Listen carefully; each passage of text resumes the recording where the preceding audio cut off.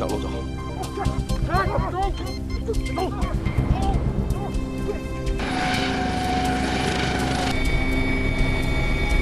在黑熊沟无人区西部3台上发现一支队伍，我们正在降低高度接近目标。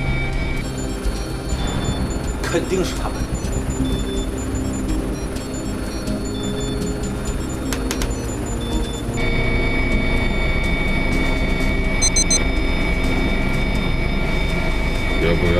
有，麦登鹅收到，注意监视，我编队马上赶到。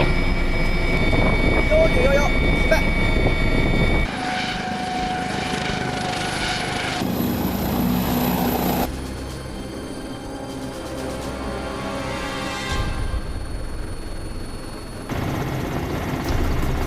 各小组注意，做好战斗准备。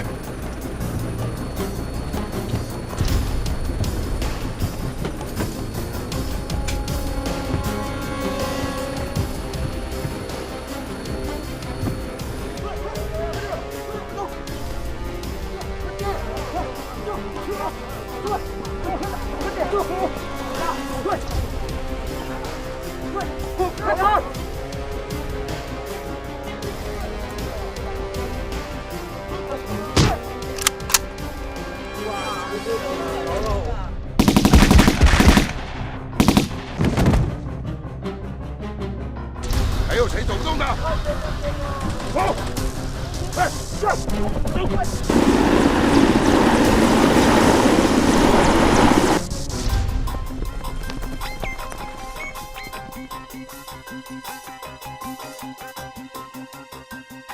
飞马队到，带第2队从右侧报上。明白。响尾蛇到，带第3队从左侧报上。明白。第1队跟着我出发。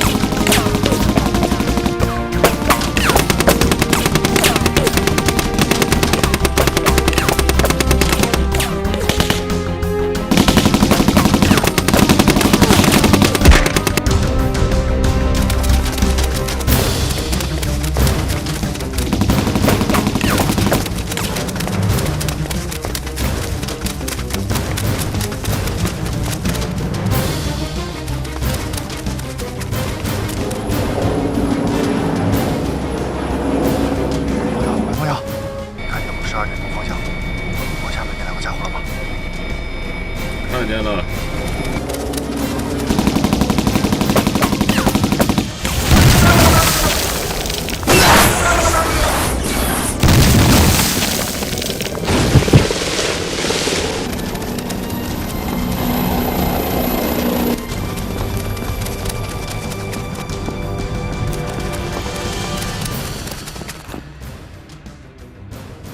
爆火分子肯定是往这个方向去了。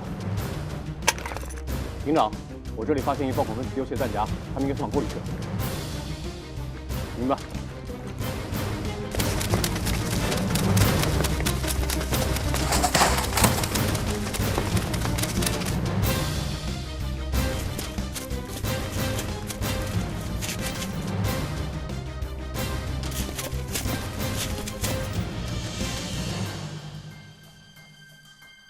小心！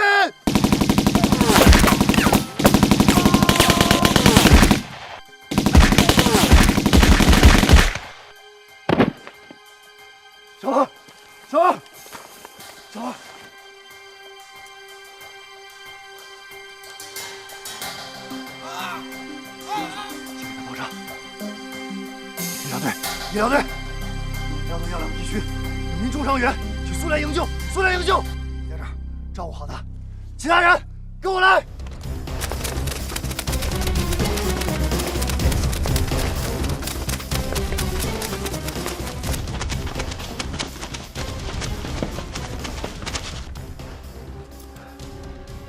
老乡，报告，这里是飞毛腿，发现1名伤员，请马上派人救援。老乡，你们还有几个人在他们手里啊？几个？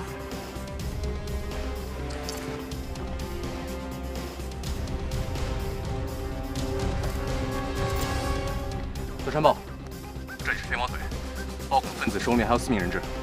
收到。 拐动药，我是钻山豹，暴恐分子手里还有4名人质。明白，秘密和空中扩大搜索范围。收到。所有人注意，继续前进，扩大搜索范围。明白。你们2个留下等待救援。是。其他人跟我走。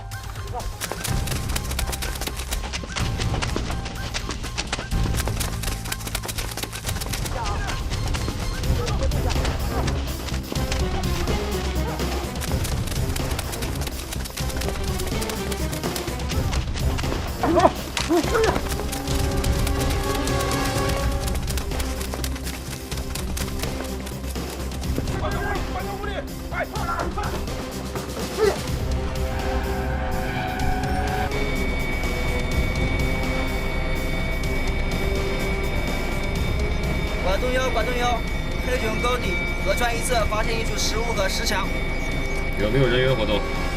没有发现人员活动。再复查一遍，打开热成像雷达，仔细搜索。明白。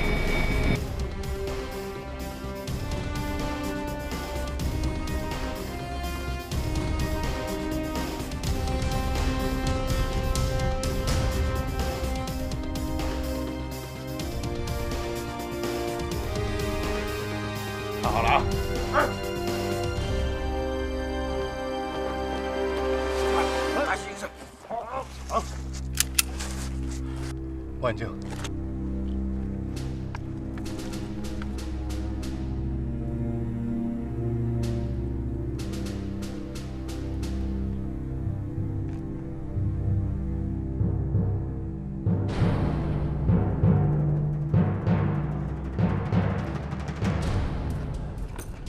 报告，这里是飞毛腿，已经发现暴恐分子，7人在屋外，1人在屋内砍下人质。over。明白。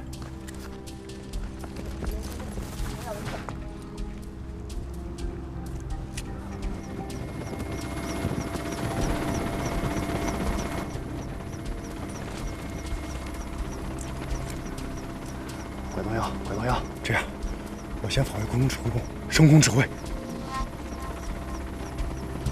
飞毛腿，响尾蛇，你们带着你们的人在外围继续行进，有什么情况马上向我汇报。明白。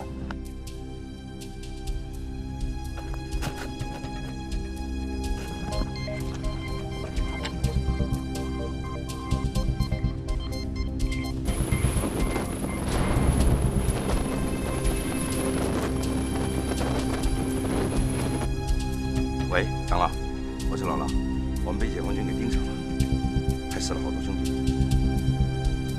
什么？让我们等到晚上？喂。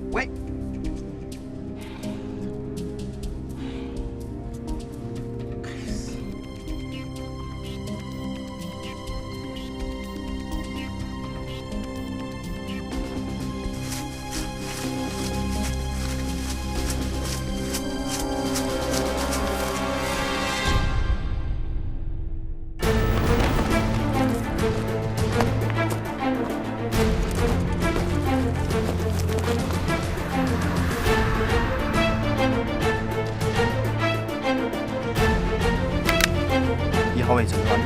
收到。2号位整备完毕。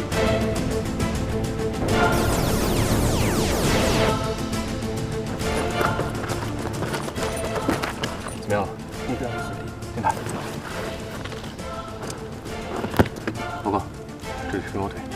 激光仪锁定目标。拐动腰，拐动腰，一定要确保村民安全，不能强攻。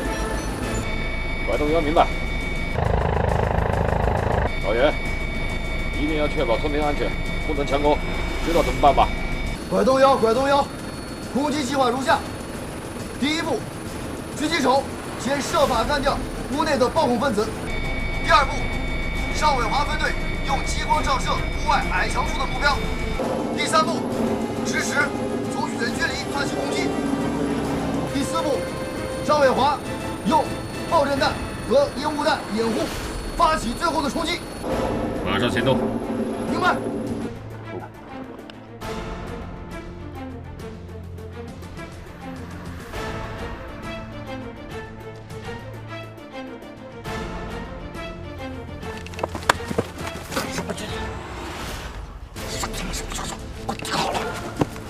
时机成熟就分享。收到，收到。各机组自选目标，一个不留。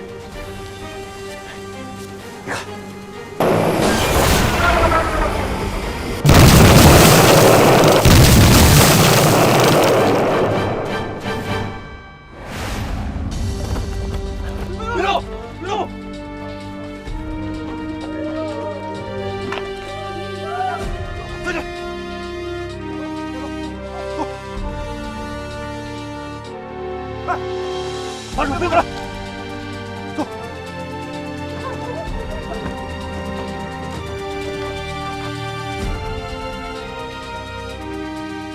漂亮，来，哎，好。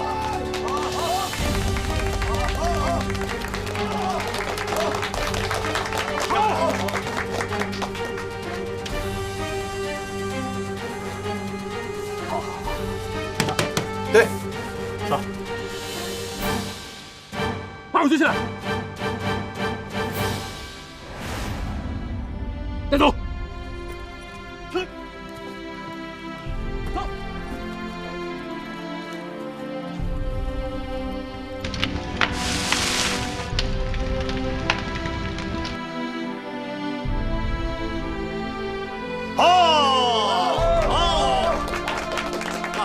报告营长，任务完成。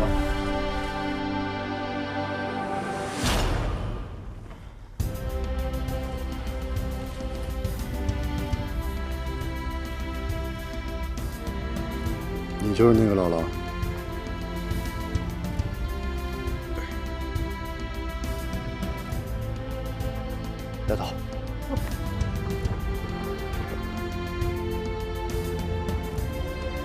报告指挥部，报告指挥部，我是钻山豹，任务已完成，人质已救出，准备返回。成功了！哈哈哈！太爽了！成功了！祝贺你！太好了！成功了！成功了！姑娘们，我们返航。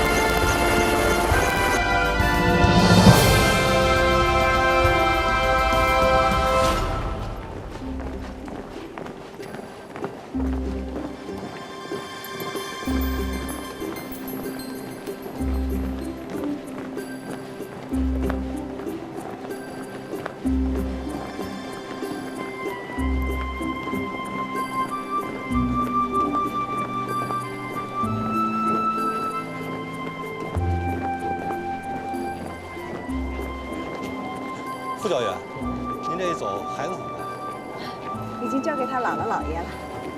哎，我听说这次陆军1号表现得特别棒，你说会不会把咱们分配到那边？这我就不太清楚了。听说学员们到了那儿啊，一切都听指挥部的安排，分配到哪个部队就到哪个部队学习。你这带的什么呀？烧了一锅红烧肉。他到那边吃不惯羊肉？不是，给江海带的，他喜欢吃。还真有意思。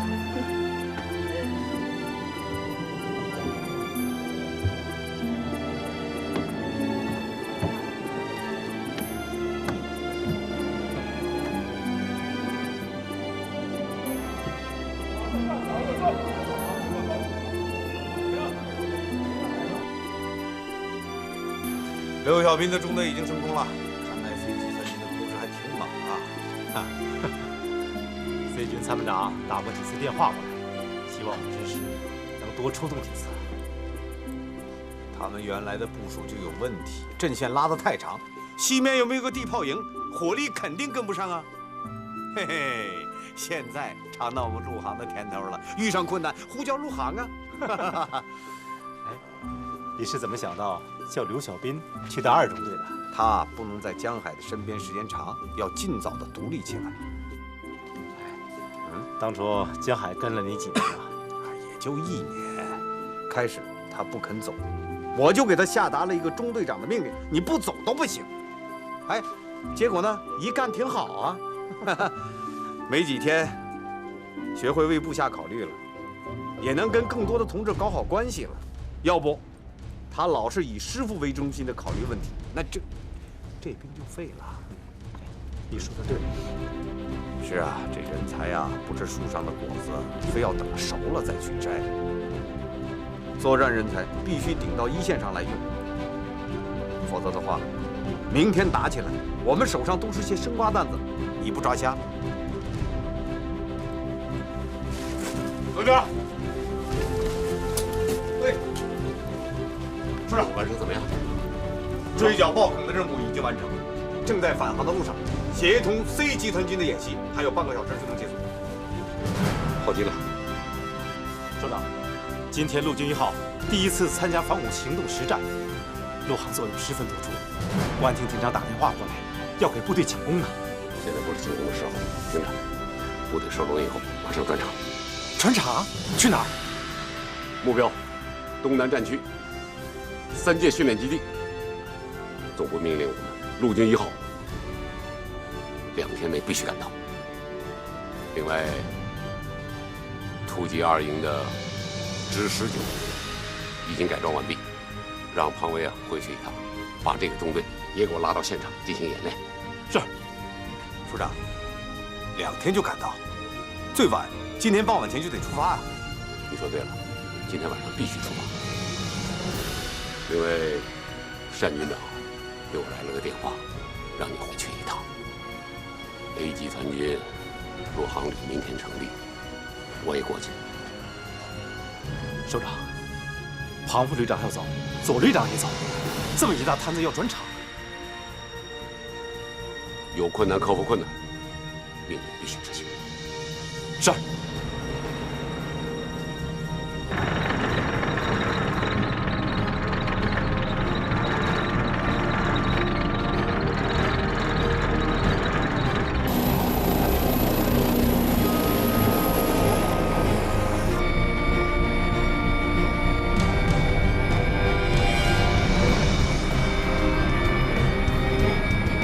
管中长，管幺洞编队已到达作战公寓。管幺洞，344防御工事由你2中队负责摧毁。管幺洞明白。各机组注意，目标344前沿阵地，实施覆盖打击。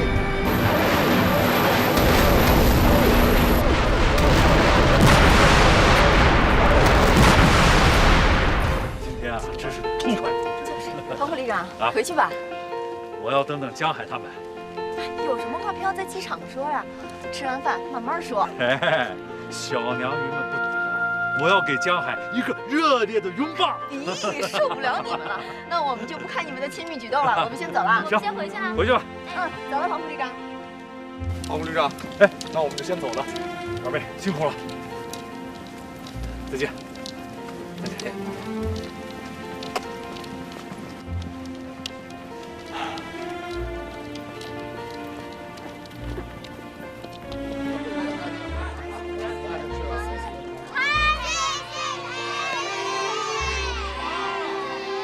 柴爷爷有时间再来看你们，好不好啊？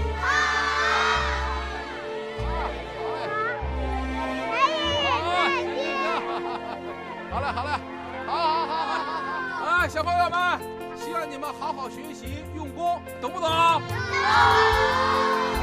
再见，小朋友。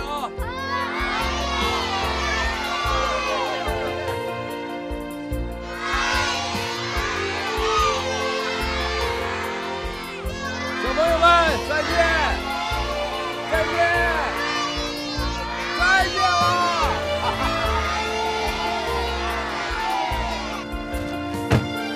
哎，董事长，董事长，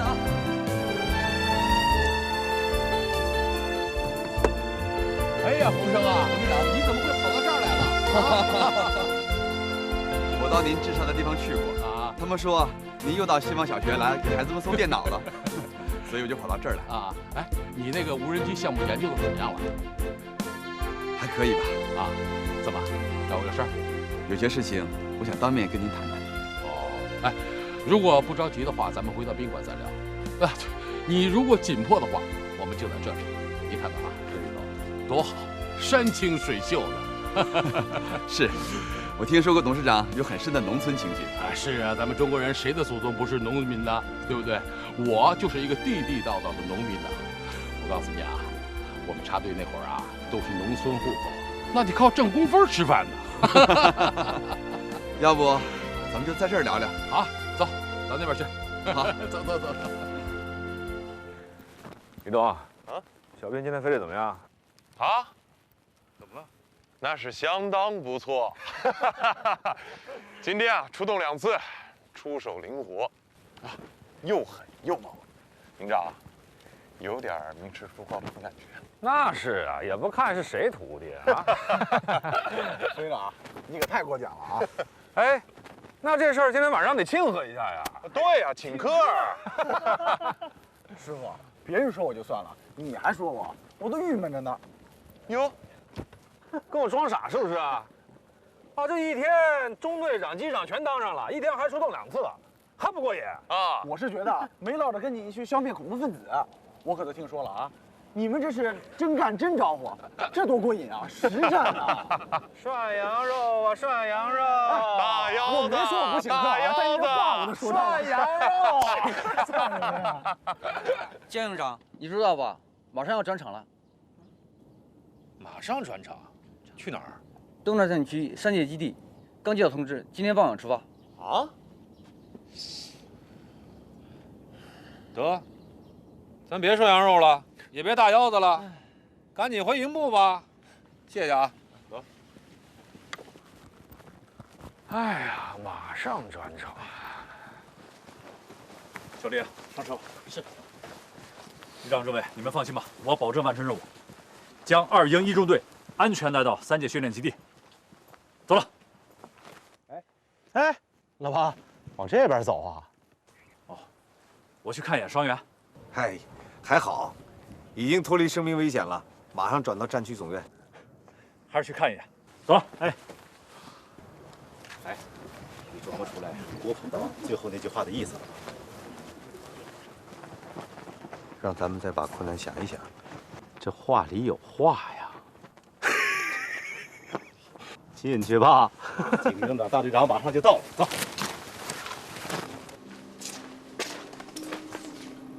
水快没了，叫我一声。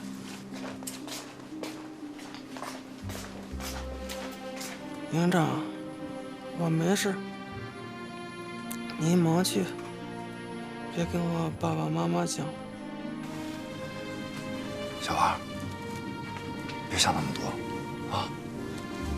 马上我们就把你转到战区总院去。你现在的主要任务就是好好养伤啊！你放心，很快就能好起来。曹队长。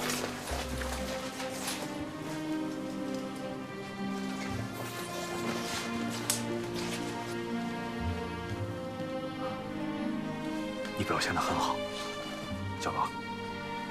我现在可以正式的通知你，吕党委已经决定给你报2等户。哎，这花从哪弄的？刚在那边摘的，这可以吗？这还有这么好看？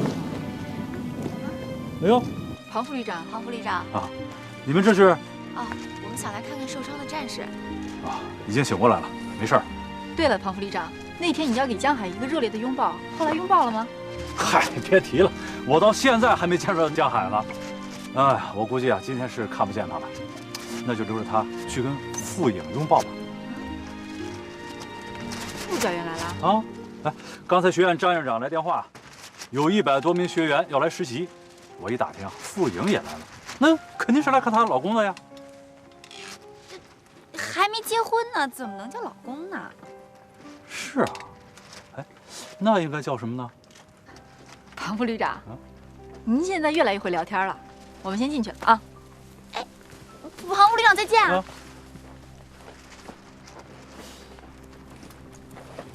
越来越会聊天了。旅长，听说是船厂。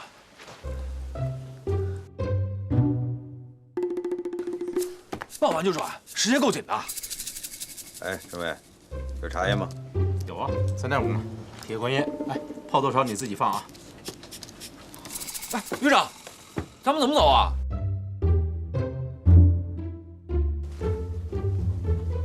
江海啊，你答应我的事儿呢？我答应你什么事儿了？装傻。苹果。苹果啊？回事儿啊？这苹果没完了呢。你有就给他拿2个嘛。我没有啊，营里早分完了，全都吃光了，一个也没剩下。那你答应他干嘛？我当时不是慌了神了吗？他要什么我就答应他了。我早就把这事儿忘了。谁能想这么大一旅长，老盯着打烂苹果没完了？你说我现在去哪儿给他找去？你呀，有你好受的。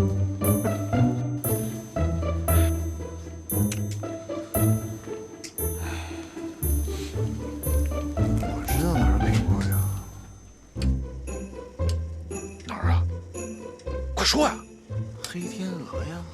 黑天鹅，看他怎么会有的？不是你跟人家说吃苹果能美容吗？好不容易得到你一句关心，人家把你这句话可当回事了，都没舍得吃啊，留着当纪念呢。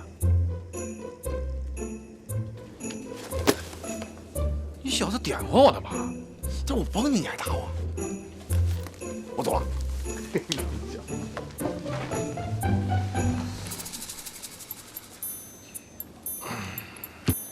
胡正啊，我准备在这个水面上架一座桥，以后孩子们呢上学呢就不要再绕太远的路了。是啊。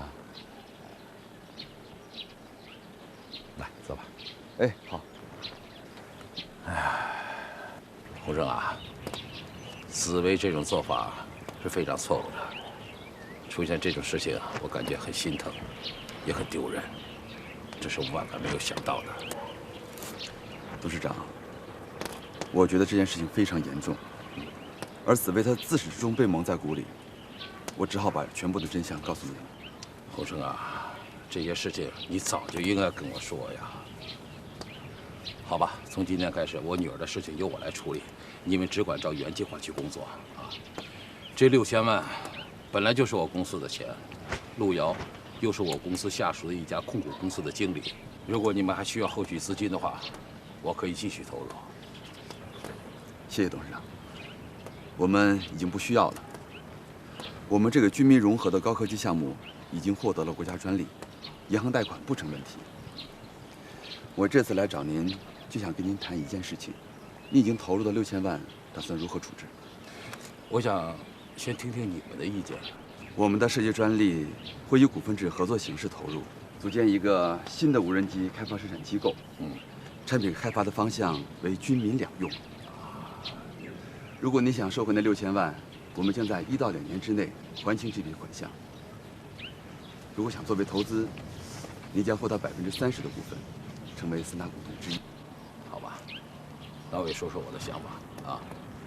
第一，我不需要什么30%的股份；第二，我也不想当你们的股东；第三，我想这笔钱我也不收回了，就当打了水漂。董事长，我不明白您的意思。好吧，那我再说的明白一点吧。我呢，生意成功以后，就没有在国内再赚1分钱。我想啊，我的后半生只赚外国人的钱，而赚来的钱全都要花在我的祖国和我们民族发展的事业上。啊，如果用现在的时髦话讲话，这就是我的中国梦。所以这笔钱对我来说，就像捐助了几所希望小学一样。我并不在乎于你们最终是否能成功，我在乎于你们已经在做，仅此而已。董事长，我理解您的为人和情怀，但是这毕竟是一个商业行为，而且这6000万也不是一个小数目。我10年来在国内捐助了100多所希望小学，我不求任何回报。只要能看到孩子们背着书包蹦蹦跳跳地跑进课堂，我就心满意足了。在上百平方公里的黄木化改造项目上，我投资了10几个亿。我不要求收回1分钱，全部留给了当地政府。你知道为什么吗？我不知道。我的父亲是老八路，参加过抗日战争、解放战争。新中国成立以后，又参加了抗美援朝。在长津湖战役中牺牲了，至今都不知道尸骨埋在哪里。你说他的牺牲是为了什么？为了钱吗？不，他是为了我们能有今天富裕、和谐的社会环境啊！讲实话吧，如果没有改革开放的政策，我这么一个普普通通的小工人，能成为所谓的什么亿万富翁吗？我感恩这片土地，感恩我的祖国，更感恩我的中国血统哦。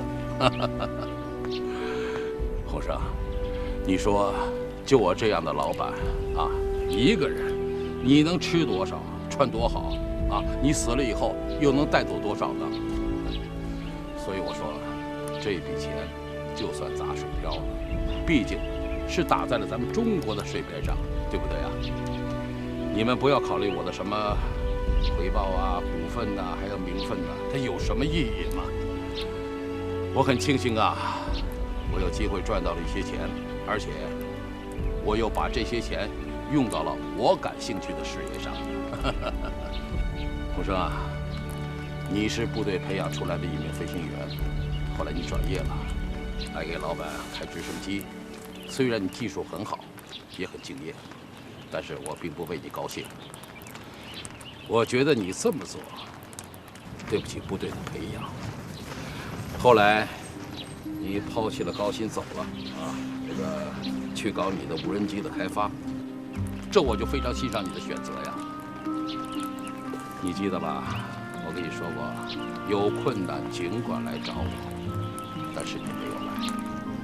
董事长，我是想等样机试飞成功以后再来找你。不，你撒谎。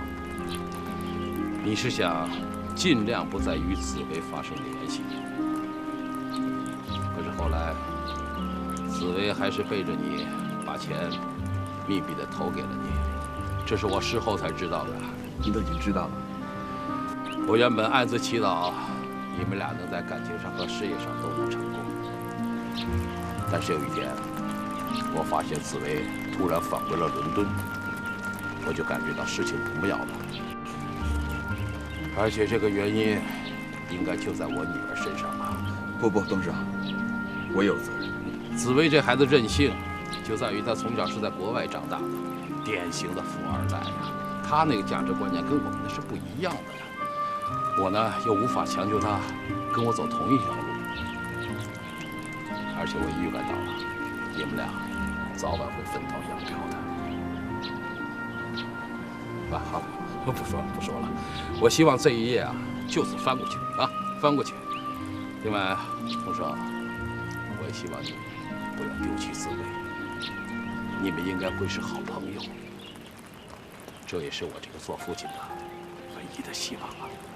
董事长，你放心吧，你们什么也不要顾忌，一旦有困难，随时随地可以来找我，好不好啊？我知道您不图回报，但是我也明白，这是您对我的期望和鞭策。董事长，我希望您在百忙之中抽出一点点时间，到我的设计所来看看。啊，我一定去，我肯定会去的。我还想让紫薇也去看看，可以吗？当然可以。好。哎，政委，政委好。政委，大家都到了，我们临时开个会。我受总部机关首长的委托，在这里宣布，旅长左同军同志正式到任。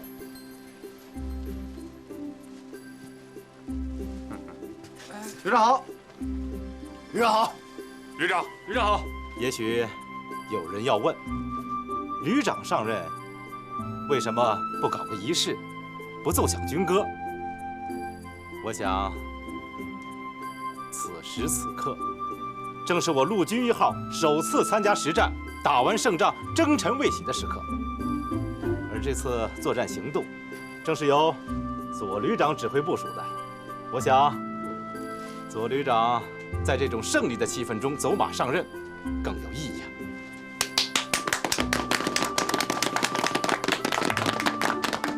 大家都知道了，我们马上又要转场，又要投入一场新的战斗。几天来，我们千里机动，又马不停蹄投入训练、演习和追剿暴恐的战斗中。是啊，我们这种快速反应、持续作战、不断创新战法、积极探索、训练改革的作风和精神，就是我们陆军1号的灵魂所在。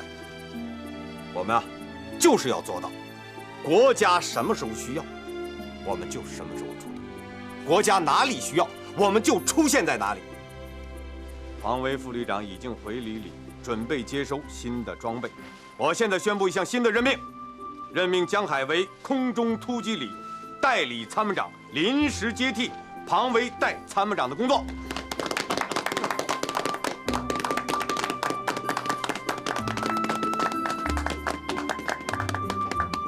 江海代参谋长全面负责指挥编队机动和2015要塞演习，距离出发的时间还有3个小时，大家分头准备吧。是。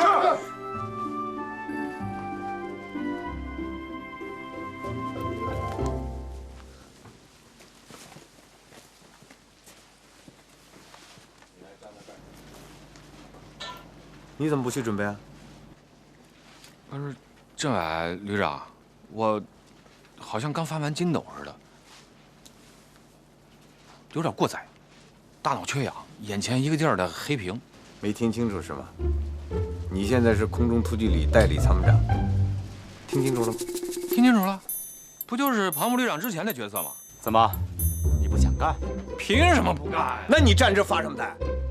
旅长，您什么位置啊？我马上返回 A 集团军，明天就走。你又走啊？哎呀，你这旅长当的可真够新鲜的。传说你当上陆军1号旅长的那天起，我就没见你上过班。这今天刚宣布上任，明天又6号了。A 集团军洛航旅明天正式成立，新旅长第1天到任，这是 A 集团军的一件大事。左旅长和郭副部长明天都要到场表示祝贺。单军长给我打电话让我去，我能不去吗？得去。放心，我在3街等你们。旅长，你什么时候走啊？不吃上口苹果我能走吗？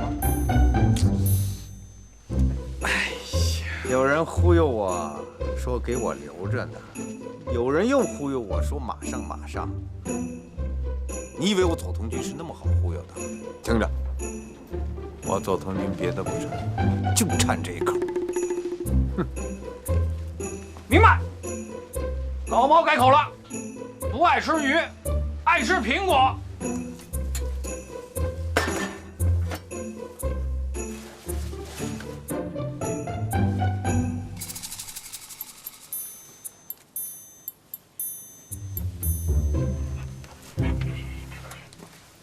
姐，江海代理参谋长了。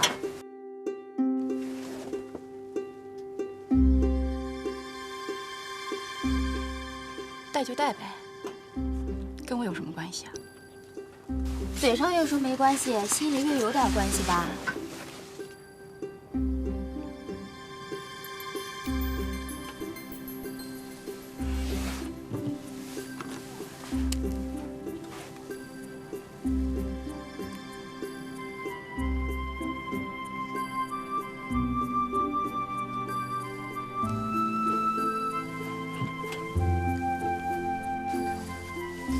姐，你干嘛呢？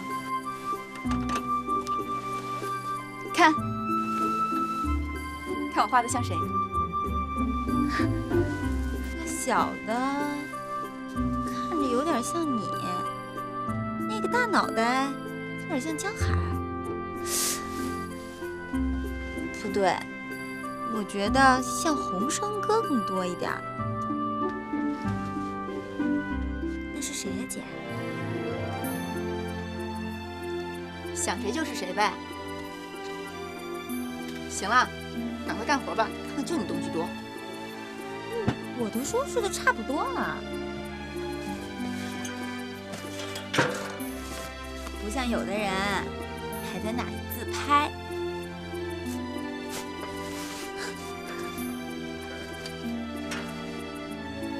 哟，还照上婚纱照了。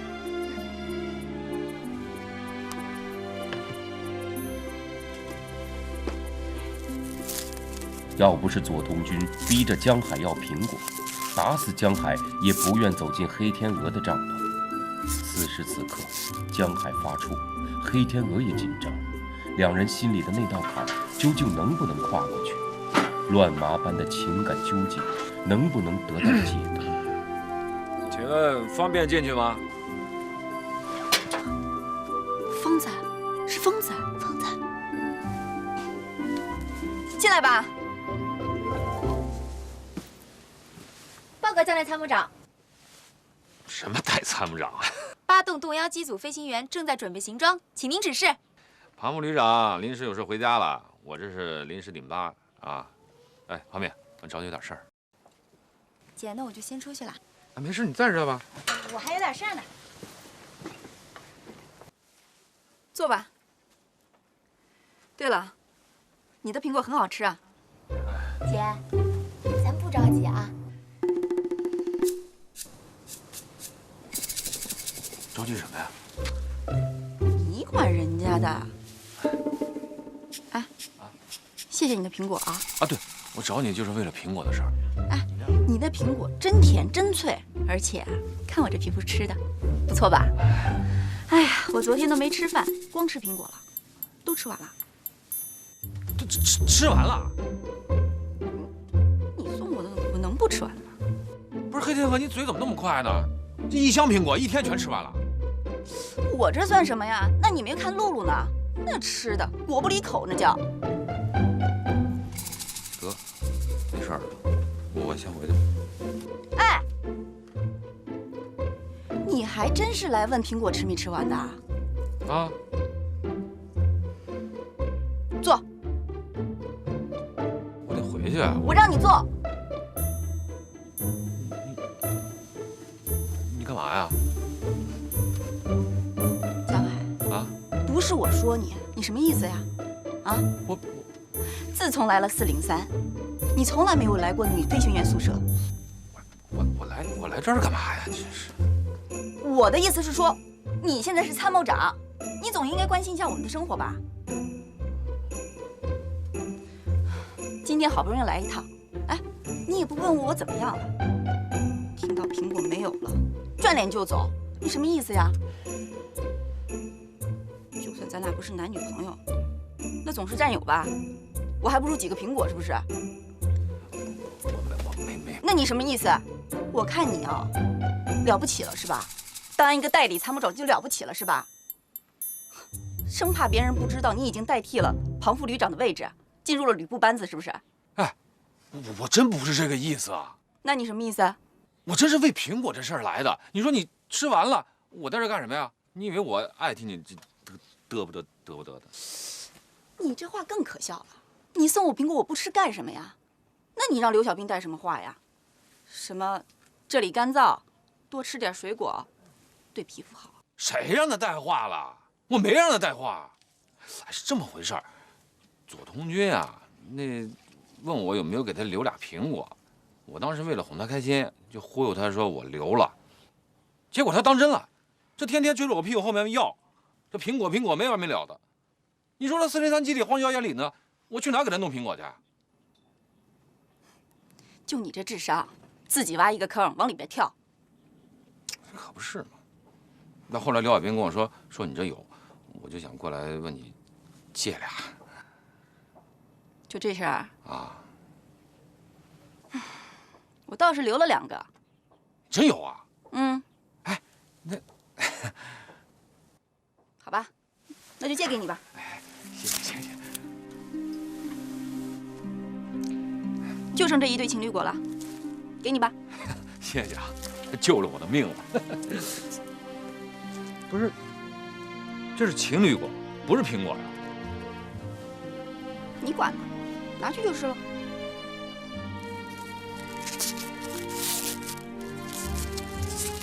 哟，哼，这个挺像你的。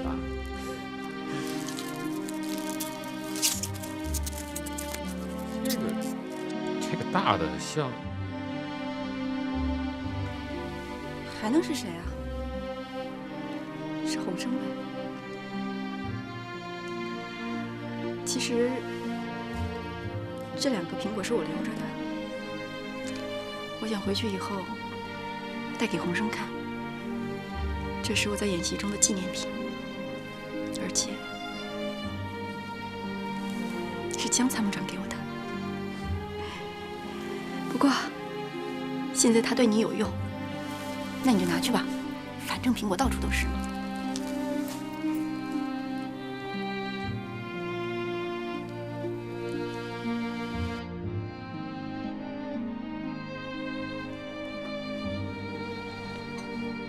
这对情侣果我不能拿。没什么。黑天鹅，我知道之前我有些做法伤害过你，但是你从来没有真的骂过我，也没有怪罪过我，都是我傻帽。我真的挺渴望结婚的感觉，渴望那份踏实的感觉。那天傅颖来了以后，我带了一大坛红烧肉，把衣服给我洗了，床单给我铺了。虽然这都是小事儿，但我突然第一次切身感受到了家庭的幸福感。那一瞬间，我也想到了你，我开始理解你。你是一个真诚、纯洁的好姑娘。是我不懂什么是爱情，我一直想找机会跟你说一声对不起。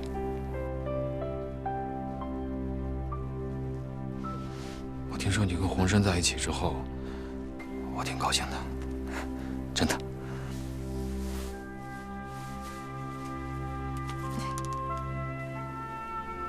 你解脱了是吗？不，我们都解脱了。不过话又说回来，洪生真比你对我好。生是我的好兄弟，也是个好男人，值得你用一生去爱他。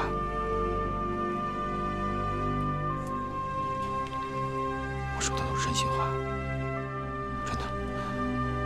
看到你这么珍视这2只苹果，对爱情如此的精雕细刻，我相信你对鸿生一定会珍视他的那份情感，那份情愿。所以，这苹果不能拿。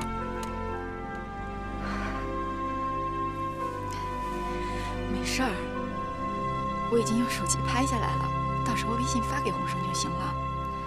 你现在需要他，再说了，你已经答应做旅长了，不守信用不好。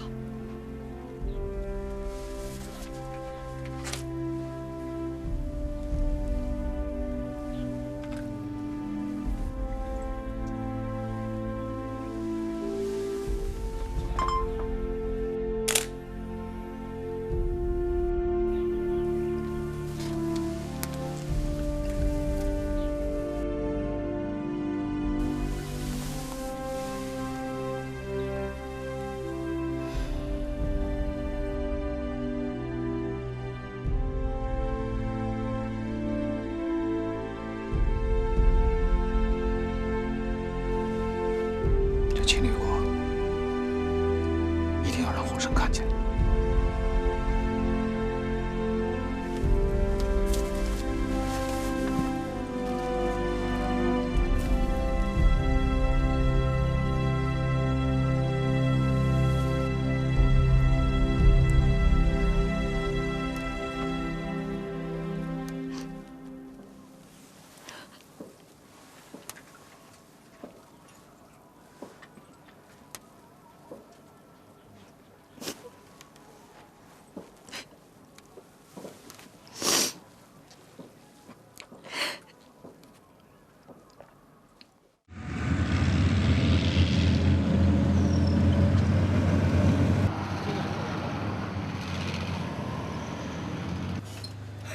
2位处长，你们先喝点水，好，慢慢聊啊，我处理一下。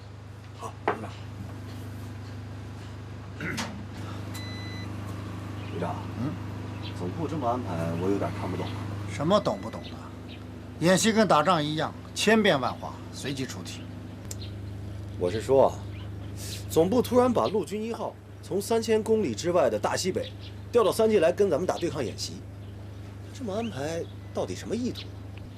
我现在没有时间考虑什么意图不意图的，兵来将挡，水来土掩，只要他来犯，我就不给他留退路。你这么说的也对，3界是咱们常年的训练基地，天时地利人和咱们都占了，他们是长途机动，我们以逸待劳，拿下陆军1号那是手拿把掐呀。看看陆军1号这段时间的战绩吧，吓死了。嗨，得了吧，我又不是被吓大的。我跟 C 集团军参谋长是老战友，他告诉我，可不要小视陆军1号这种新型作战力量。这次西域风暴 ，C 集团军之所以能转败为胜，多亏陆军1号配属给他们使用。哎，旅长，我有个想法，他们不是长途奔袭吗？我们干脆啊，也不客气，在他们到场的当晚，还没有吃晚饭之前，我们就给他来个下马威，打他个措手不及。对，我看可以考虑。而且，左通军没有到任，现在管事这个庞副旅长是个教书匠，在陆航学院是搞战术研究的。我读过的几篇有关陆航战法的研究论文，收获颇丰呐。你有所收获？我说的收获颇丰是想说，通过他的论文，我读懂了他的性格，性格决定命运，同样决定了战场上的胜败。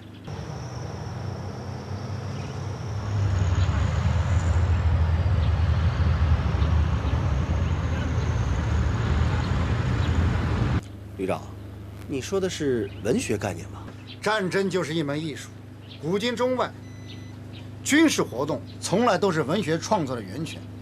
军事家的性格一旦被文字记载，往往会成为艺术形象的经典。军事家的性格特征往往决定了战场胜败的重要因素。韩信、项羽、曹操、诸葛亮、成吉思汗、拿破仑、埃里希·曼施坦、蒙哥马利、斯大林、丘加、巴顿、朱可夫、马夏、毛泽东、彭德怀、刘伯承、道格拉斯、麦克阿瑟等等，你说说哪一个没有独特的个性？哇，旅长，他们的性格你都研究过？这我可不是吹的啊！就说毛泽东吧，他一天2包纸烟，打败了不抽烟不酗酒、只喝白开水的蒋介石。丘吉尔，爱抽雪茄，2战时期欧洲战场上的统帅。斯大林，烟斗不离手，指挥苏联红军攻克了柏林。麦克阿瑟嘴上永远叼着那个什么玉米芯，指挥改变了朝鲜战场上的仁川登陆之战。正是这些军事风云人物创造了一个又一个奇迹，在残酷的战火硝烟中闪烁着人类灵魂的智慧和火花。您的意思是，这一次也是性格的较量，也是智商的博弈。我们是军人，不是军迷，军迷看到的只是装备和参数，而我们必须关注一场战争胜败的重要因素，即主导一场战场或战役的灵魂人物。装甲旅和陆航旅，一个号称陆战之王，一个号称突击雄鹰，到底谁能称雄3届？还不好说呢。不好说。您不是已经研究了庞威的性格了？那江海呢？他对我可是知根知底啊。江海他只是突击一营的营长，主导不了陆军1号的战术决策吧？其实啊，让我最看不透的就是他们旅长左同军，这家伙外号叫老猫。江海告诉我，到现在都没弄清楚他师傅在想什么。其实啊，我已经看出名堂来了，他在用自己独特的方法在打磨一把剑。他在铸剑？这把剑就是江海。不会吧？他们2个一直是死对头？你错了，老猫滑就滑在这里，他是在明压暗纵，有意在熬鹰。熬鹰？这是狩猎民族训练苍鹰的一种独特方法。江海就像一只高傲的雄鹰，桀骜不驯；左同军就像猎人一样去驯服他，从性格到心灵乃到尊严，对他进行磨难般的锤炼，不留一点情面。江海想不通的时候，就会产生抵触情绪。老猫是老谋深算，是既熬鹰又放鹰。江海跟左同军就是这种打断骨头连着筋的关系。旅长，现在左同军不是还没到任吗？我看呀，这恰恰是他在放鹰，熬鹰就是为了放鹰。左同军当旅长却迟迟没有到任，就是想给江海留出足够的空间，让他自由的飞翔。但左同军和郭盛阳从来没有让江海任性的乱飞，而是让他在军事变革的大潮中羽翼更丰满，思想更成熟。这些你都看出来了？当初郭盛阳找到我说把江海安排到我们旅来代职锻炼，我就明白了他的意图。陆航旅在培养人才方面真是煞费苦心呐。哎，李参谋，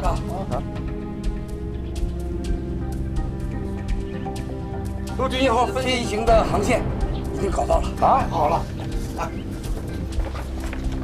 我们网络侦察分队渗透了 F 战区的空管系统，发现了陆军1号大型编队通过的情报。命令防空营马上行动，对陆军1号进行地空袭击。哎，旅长，这已经超出我们战区的范围了。我们跑到别的战区去拦截陆军1号，会不会引起不必要的麻烦？你拉动一下谁管你啊？到达伏击，见机行事，保持一台所有雷达开启，发现目标再展开都来得及。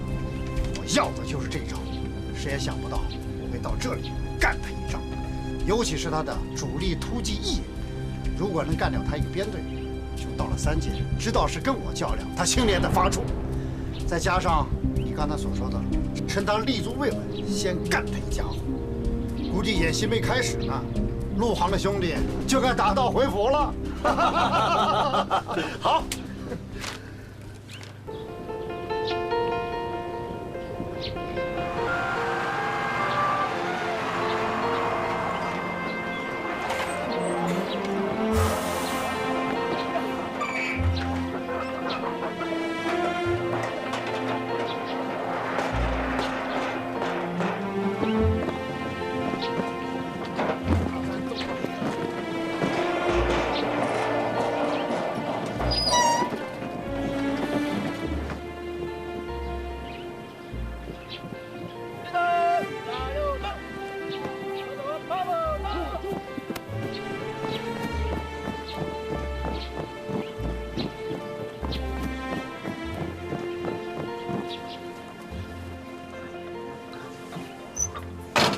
副教员，是您带学员来的？啊，是的，和我一起来的还有几位教员。好，吃过晚饭后，首长要和学员们见个面。我知道，这次学院派学员来到演习现场参加军事演习实践，都是郭副部长亲自安排的。没错，首长的意思就是让我们的军校学员都能尽早的接触到战火，了解什么是战场，什么是硝烟，什么是军事演习，多听听枪声和炮声。演习场也是一种教学课堂嘛。这陆军1号的驻训点离这儿近吗？挺远的，有50多公里呢，在403野战机场的。怎么，您要去吗？我想去看看江海。哟，那得抓紧时间了，陆军1号马上就要转场了。怎么，他们不参加演习吗？他们有新任务，中午才接到通知的。这样吧，我马上给您安排辆车，您现在就出发。谢谢啊。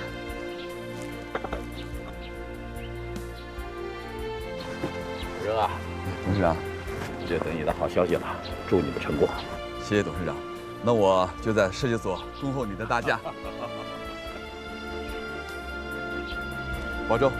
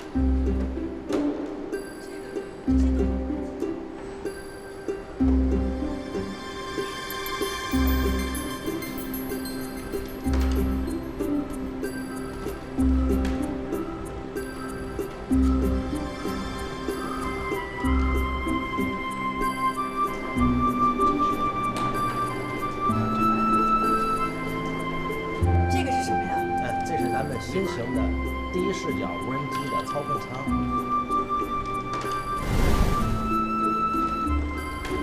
通过它可以远程操控无人机。您看看左右，您看的画面多清晰。哦，看看多少张？这边请。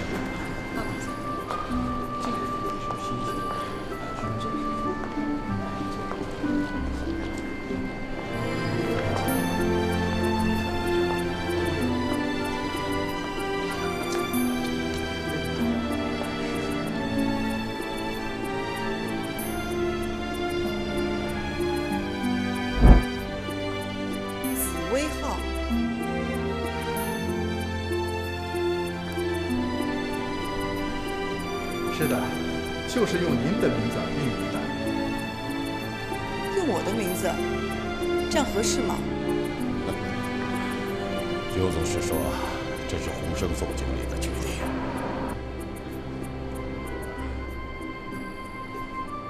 爸爸，这里的一切已经跟我没有关系了。哦，韩小姐，洪生他一直说吃水不忘挖井。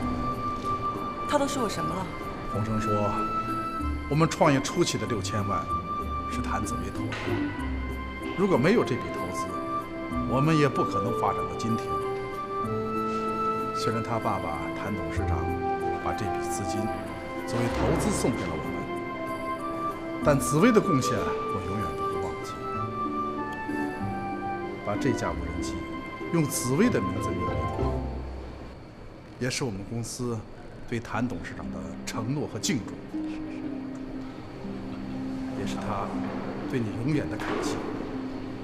他人呢？他带着飞行队出去了，半个月以后才回来。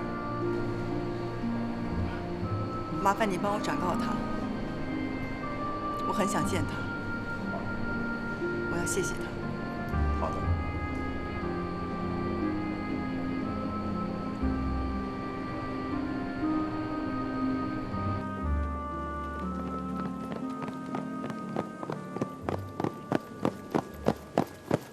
慈不掌兵，是左童军一贯的治兵信条。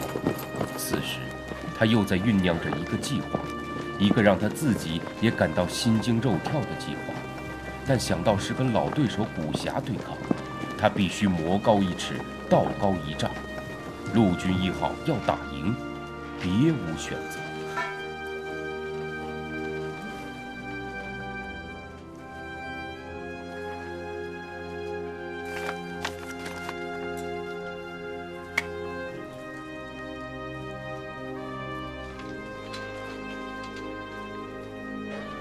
旅长，我怎么看你有点不愿意走似的？要不，我跟郭副部长请示一下，A级团军的活动就不参加了，跟我们一起走吧。没想到这次是老对手。D级团军装甲旅，江海代职的部队，也是我曾经2次交过手的部队。我们曾经1胜1负。你是担心这次没把握？旅长古霞，老坦克兵，这次又是在他家门口演习，对我们不利的因素太多了。你对他了解吗？不甚了解，远不如江海。所以，你让江海挑大梁，这只是一方面。我们到现在都没有告诉他，与谁交手，就是想让他们一心一意地飞好今晚的夜航。但是对古霞，我们不能不放。你对他心有余悸。2次交手，我都出了一身冷汗。这人看似江湖豪爽，可诡计多端，研究外军战法多年，刁滑得很。据说与他军长下棋，他都敢偷军长的棋子。哇，真是个人物啊！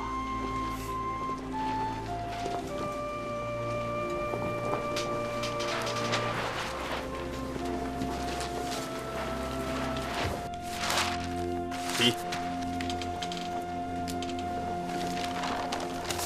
这是咱们现在的航线。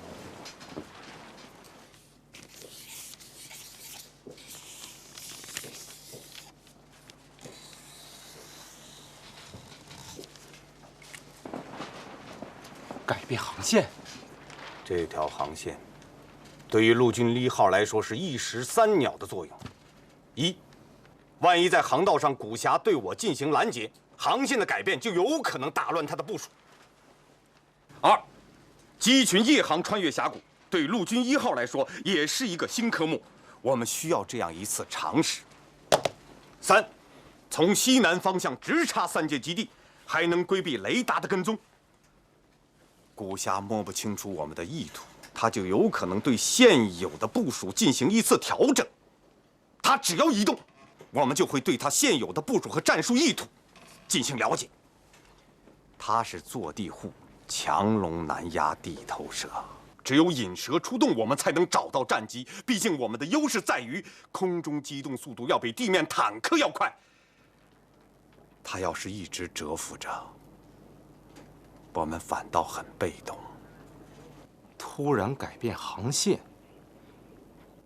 完全离开航路飞行，缺少地面导航，再加上是夜航，这太危险了吧？你把这个改变告诉江海，由他来决定。如果决定改变航线，也要在转向前半小时再通知空管。好。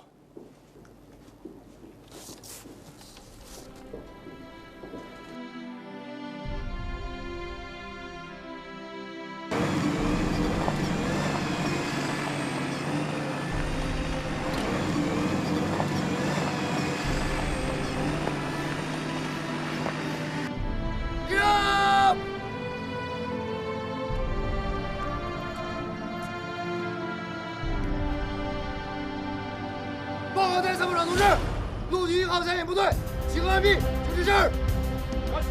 这儿。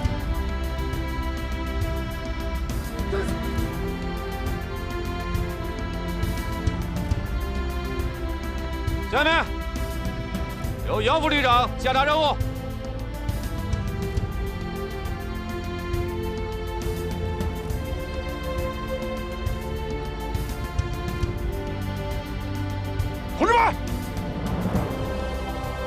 下面宣布，专场飞行编队序列：第1序列突击营，第2序列保障营，第3序列。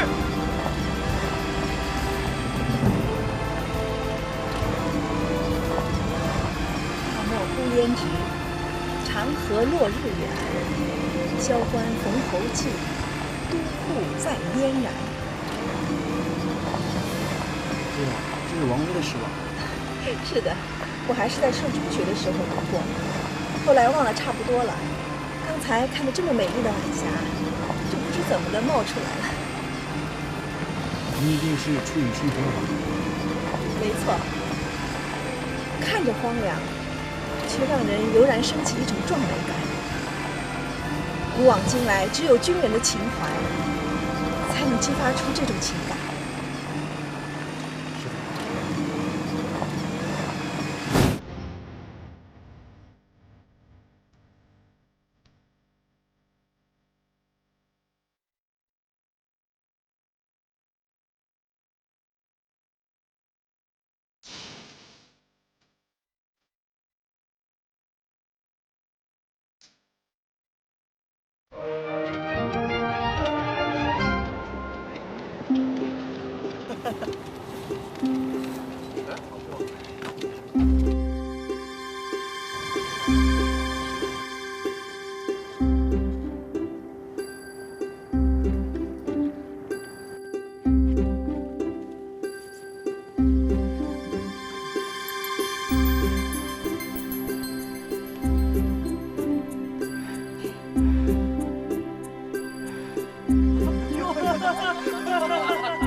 这什么呀？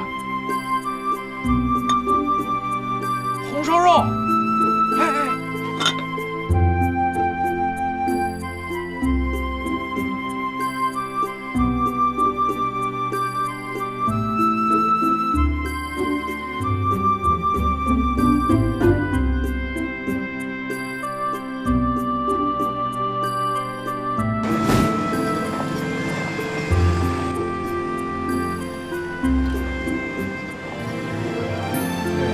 放了什么东西啊？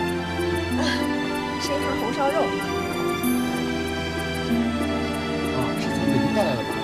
啊，还温乎着呢。江海爱吃，他的战友们也爱吃。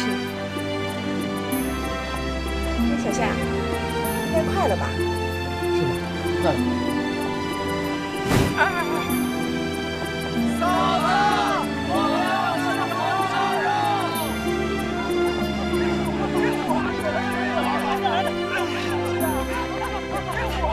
臭小子！我这个，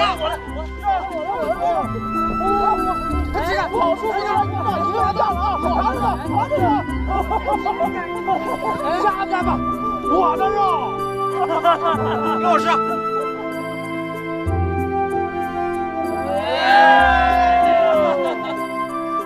真香！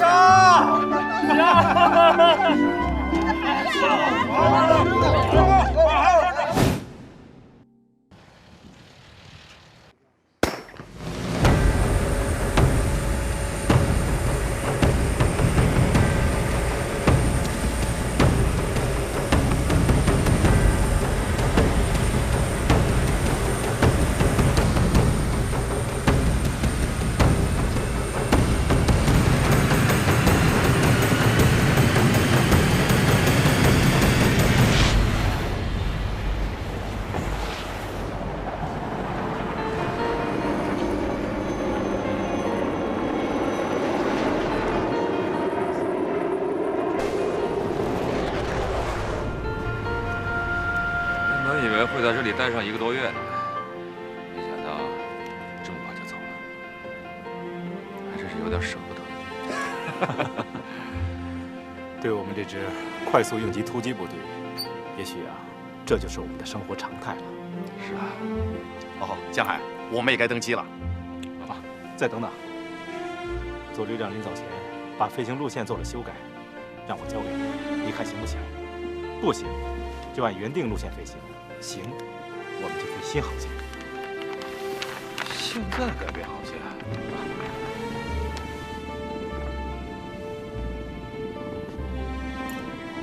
突然改变飞行航线不是不行，这不是航路，我们以前从来没有飞过，而且最危险的一段是要穿越大峡谷。昼间飞行还说得过去，夜航太危险了。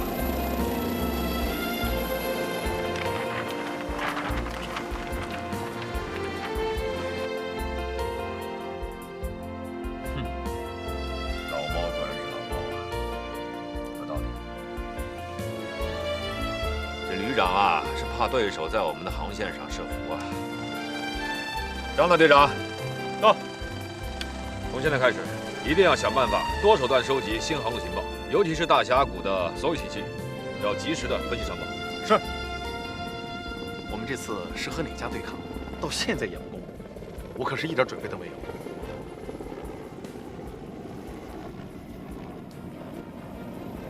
D 集团军庄家旅。嘿，武侠呀！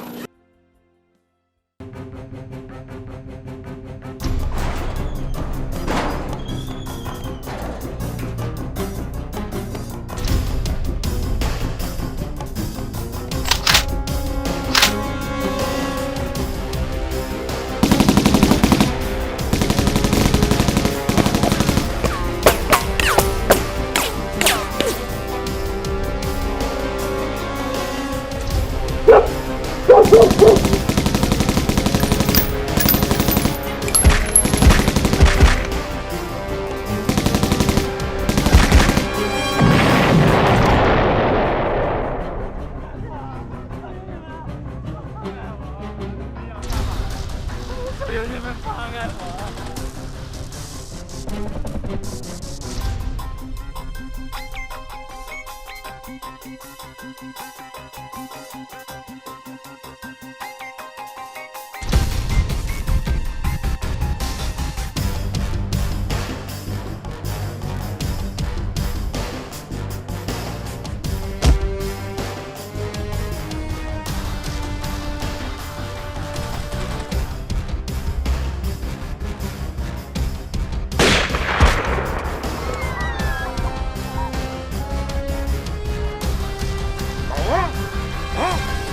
像学他一样是不是？跑啊！不跑了！闭嘴！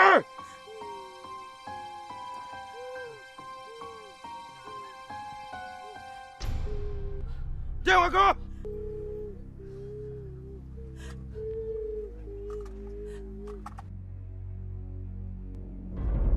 行啊，学会了报警。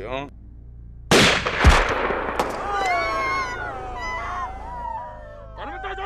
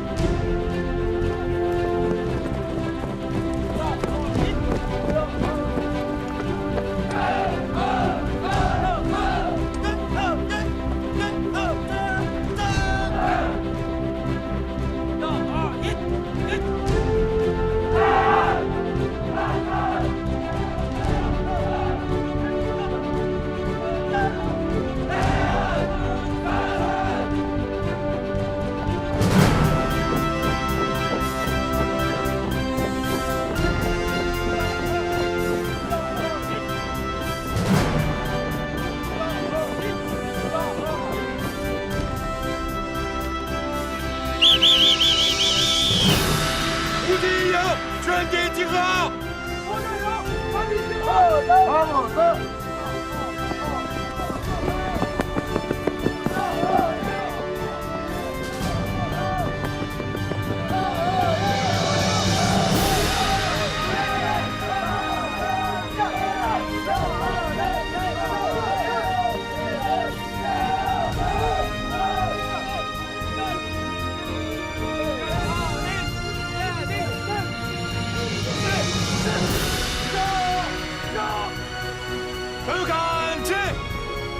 向前看，稍息，立正。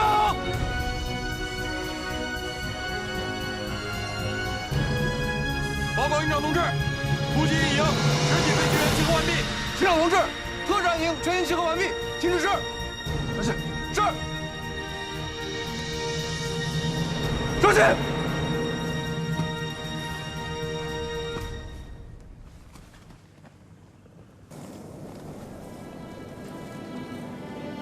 讲价！有请！现在下达各中队，第一阶段作战任务。第一阶段，有请！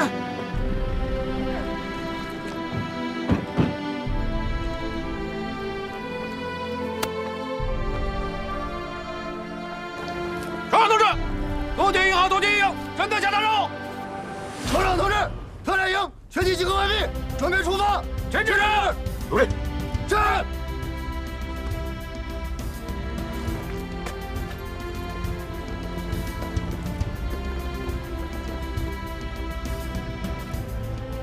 全体队友，一战！稍息。同志们，休息。下面我宣布新的作战命令：演习计划撤销，陆军1号退出演习。同志们，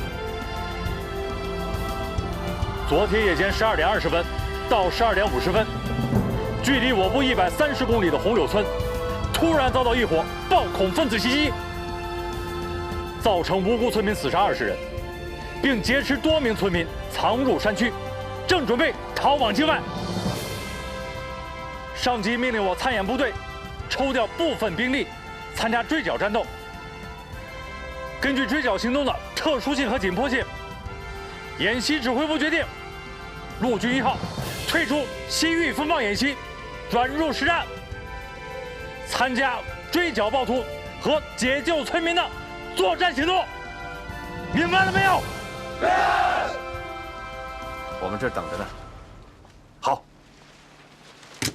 首长，公安厅反恐中心技术长，武警边防综支队长马上就到。大家请看啊，红柳村就在这位置。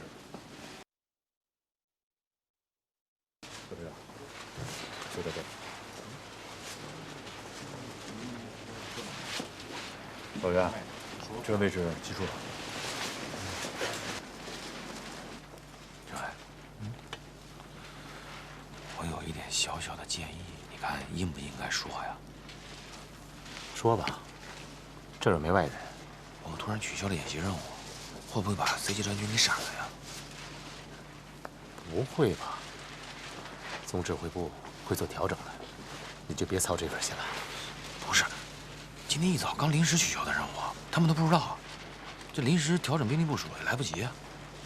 你今天这是怎么了？任务这么紧迫，你怎么还节外生枝呢？不是，可是你任务再紧迫，人家那边行了，这事儿啊，你跟左旅长说去。今天的作战会议由他主持。左旅长，他什么时候上任的？是郭副部长委派他过来统一指挥这次反恐行动的。去吧，跟他说去，别在这跟我嘚啵嘚的。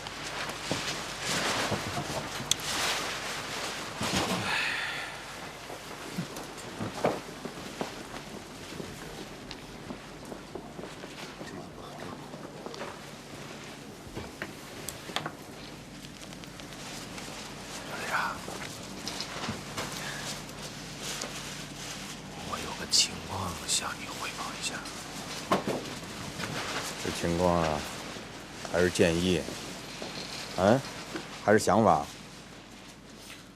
算是情况吧。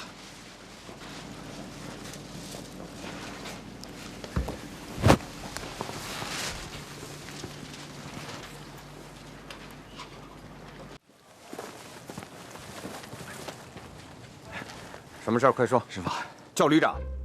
师傅，这么回事儿。昨天 C 级单军参谋长专门送了苹果过来了，你收了？我都吃了。你吃人家嘴短，你答应人什么了？哎，是。不过我觉得咱们陆军1号突然撤出演习，这不是把 C 级单军给闪了吗？明天人家的演习任务非常重要，那是直接向红军的纵深433阵地进行攻坚作战，这要没有武装直升机空中协同，肯定不灵啊。况且人家昨天晚上刚刚过来，跟我一起把那个协同方案给勾兑好了，这今天突然把人给撂那儿了，你脑袋进水了！我踢你！现在调陆军1号是参加反恐实战，那面是演习，孰重孰轻，你拎得清楚吗？拎得清楚。拎清楚个屁！不是，师傅，这围剿暴恐不需要大规模作战吧？围剿暴恐是什么任务？政治任务，必须有高压态势。是，重视归重视，不一定非得呼呼啦啦全拉上去，那叫重视吗？应该在战法战术上去重视。那讲政治的话，更得精打细算了，用不上那么多的装备和兵力啊。所以，所以什么？是吧？我是这么想的，原先配属C73军的那一个中队，让他继续参演，咱们投入2个中队，但不要一下全上去。那么大一片地域全是山，大海捞针似的，咱们分几个步骤，先侦察，后出动。地面兵力，我觉得1个特战连就足够了。你是说合理配置，2不耽误？哎呀，要不说是我师傅呢，高明啊！把人家苹果都吃了，总不能再吐出来吧？哼，让我再考虑考虑。哎，我都考虑好了。你想取代我？我哪敢呀！我这抛砖引玉，抛砖引玉。我就是那碎砖烂瓦，您是洁白如玉。小兔崽，又没大没小的。啊，不是，我副团级营长，老小兔崽子小兔崽子的，让我部下听见多不好听啊！给我点面子。哼，你还知道没大没小啊？啊？苹果都吃了？吃完了。你师傅没吃啊？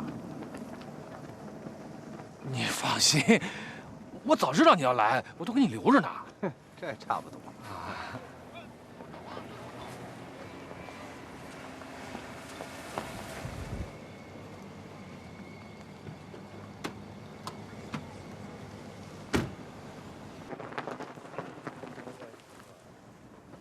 这位是空中突击旅的旅长左从军，左旅长。这位是公安厅的反恐指挥中心的季处长。国副总指挥已经到了，就等你们了，请。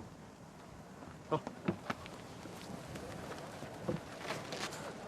现在时间很紧，任务很急，我们就不客套，介绍一下情况。好的。红柳村地处高原山区深处，交通极为不便，唯一通往镇里的道路桥梁也被恐怖分子炸断。被劫持的人质目前下落不明，现在村里还有16名伤员等待救治。我们刚得到的情报是，这伙暴徒是由境外的恐怖组织直接指挥的，他们人数将近20人。他们不光杀人放火、劫持人质，还掠走了老百姓的粮食衣物。所以我们推断，在这片山区里，极有可能隐藏着一个暴恐分子的营地。这个地方地形十分的复杂，我们曾经派人搜索过，没有路，也不通车，往往一进去啊，要好几天的时间。就算看见对面山上有可疑人员活动的话，等你过去也要1天的时间，可疑人员早就没影了。目前呢，为了防止暴恐分子越境外逃，我们已经派了一个中队的人前去阻止他们。好，情况已经基本摸清楚了。我归纳一下啊，我们有3点必须要做到。第一，救治伤员，并且把他们转移出去。第二，解救人质，这一点很重要。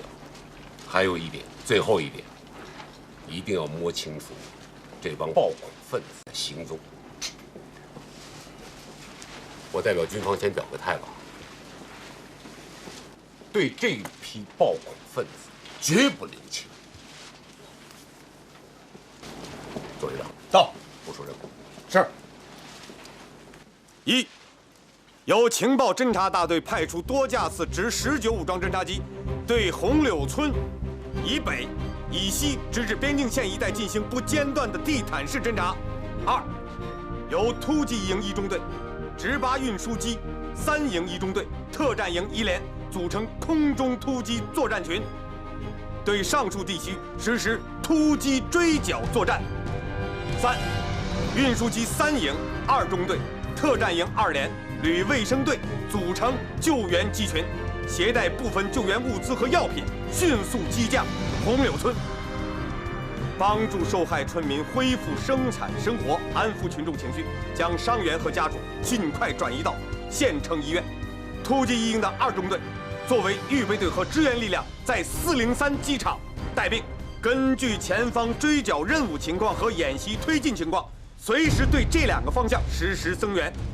另外，突击营3中队继续参加西域风暴演习，完成原定的协同 C 集团军攻坚作战计划。陆军1号都已经撤出了，你怎么还安排演习任务？首长，综合目前情况，反恐追剿行动并不需要这么多武装直升机参与，我们完全可以分出部分兵力完成既定演习任务。同时，这次追剿行动是一次突发事件，到目前为止，情报信息极为有限，暴徒的行踪极为诡秘，必须事先精细侦查，再对其实施精确打击和围歼及突击营救。好，这个方案我同意。下面我就具体指挥员的任务和安排宣布如下：江海，到；袁建行，到。空中作战集群由江海、袁建行指挥，江海为前线指挥员，袁建行为副指挥员，负责追剿和营救行动。是。救援集群由姚副旅长指挥，负责红柳村方向的救助和伤员物资运送。明白。刘小斌任突击一营2中队中队长，负责率领预备队突击营2中队完成所担负任务。3中队由李东副营长率领，按计划参加演习。是。另外，指挥部设立空中指挥中心，庞副旅长、季处长、宗支队长搭乘空中预警指挥机，跟随空中作战集群行动，在红柳村上空建立情报信息前方指挥平台，必要时抵近指挥。任务下达完毕，20分钟后开始行动。各位还有什么问题吗？没有。旅长，你呢？我跟政委在这坐镇。你只要把前方的信息实时传输回来就行。报告，进来。旅长，您找我。现在任命你为突击一营2中队中队长。现在？上级还没找我谈话呢。现在是战时，没那么多啰里吧嗦的，去上任吧。那舰长的副驾驶怎么办？他自己会安排。首长，你看，看什么看？往上行动！是，行动！是。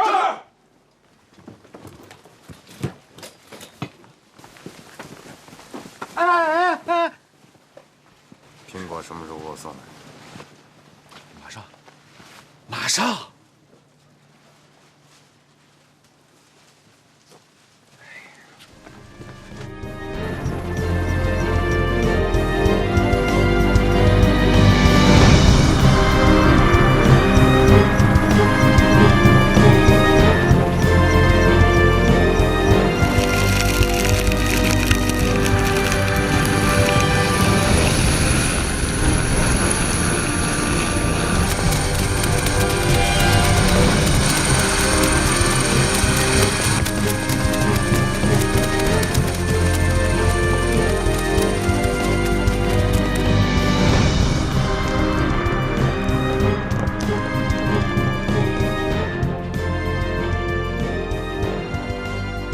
怎么样，上的顺不顺？哎，大河，你们呢？好吗？没事吧？哎，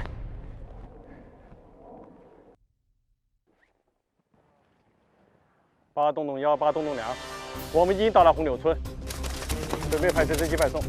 特战队员对村子周边1公里范围内进行了清理，没有发现可疑人员。据村民反映，暴恐分子从西北方向上阳小道撤离。报告完毕。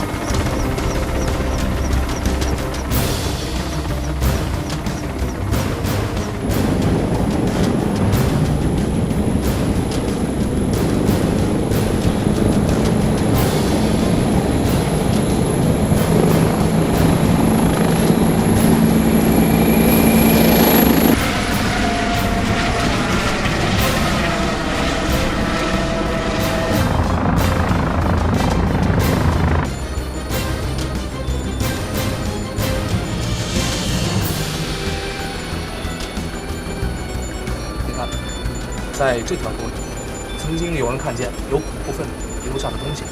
这里啊，原来是墓转场墓道，10几年没有人路过。再往后走，就是无人区，叫黑熊沟，10几年都没人进去过。好，重点侦查这个方向。黑熊沟。19111911，请报告你的位置。报告，8栋东幺，我是1911，我编队正在黑熊沟无人区以南50公里搜索。立即转向黑熊沟无人区方向展开侦查。1911，明白。